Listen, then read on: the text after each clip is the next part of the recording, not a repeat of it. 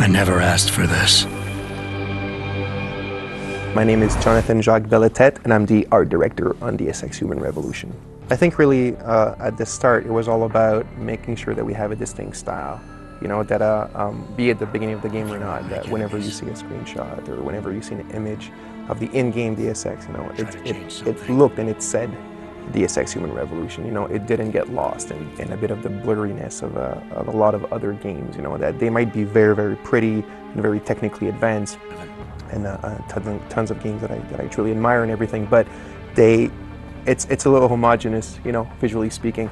So it was very important for us to have kind of like this texture of the image, that feeling on screen that looks very different, you know, and very pleasant at the same time. We also wanted something that wasn't photorealistic, not cartoony neither, but something maybe more of a kind of graphic novel style.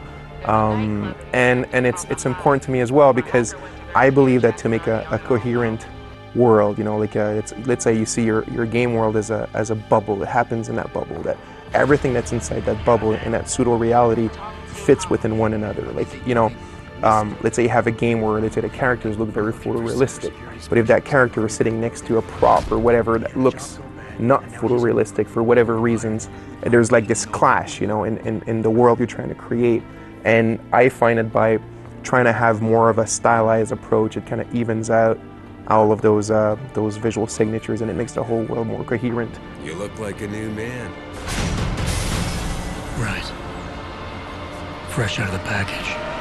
The important things for us in the game was that to make sure at the beginning kind of eased you into that world, you know, while not necessarily, you know, having the most kind of like explosive things, you know, like the first maybe 30 minutes of the game is more kind of like a setup of the world you live in before the crazy action starts, like you saw today.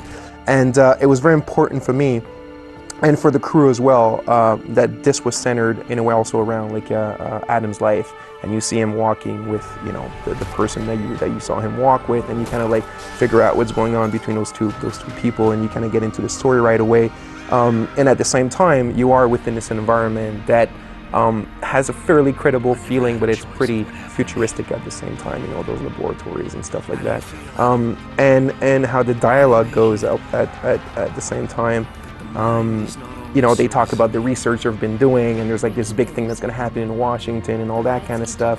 So I think those three elements mixed together is definitely like a sauce, you know, like that kind of pitches you right into the world, even though you haven't seen the city yet, right? You're just in that building, that corporation that you work in.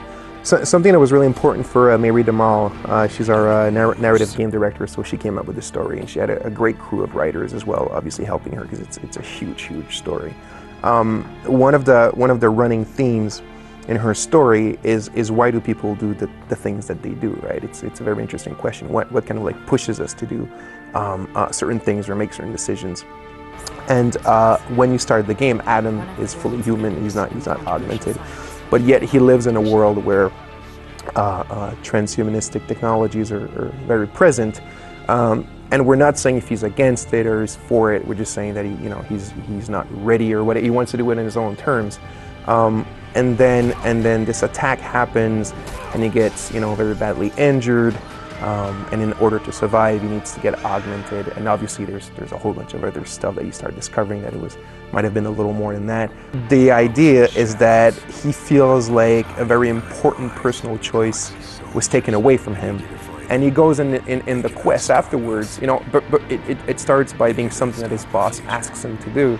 But afterwards, it becomes like his own personal choice, his own personal like inner quest to make sure that he'll never lose a choice again like that. It's kind of like his own little personal fight against those people who are in some way responsible for him having lost that choice of when and how to get augmented. At the core of the game experience is really those choices and the consequences that they have. But there's different levels of, I guess, impact or whatever. There's like your immediate choices. So let's say you enter a room, there's a threat in the room. Let's say there's like some guards that are patrolling or they're talking in the middle or whatever.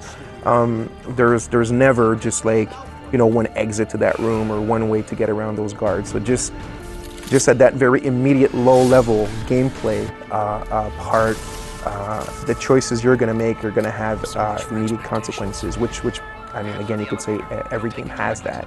But the difference in Deus Ex is that if you really start exploring, if you really start using your AUGs in specific ways or whatever you have in your inventory, you can really impact how that's going to turn out, and then you might get, you know, a different amount of experience points based on how you you kind of like solved it.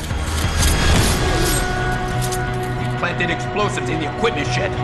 Call the boys. Blow the place. I'm going after the explosives. Roger that.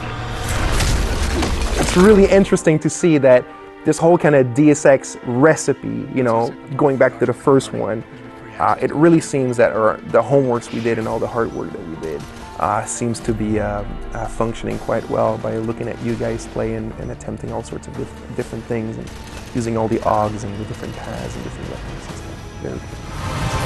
I'll never stop looking. Okay, so this was, you know, Deus Ex Human Revolution, the hands-on demo.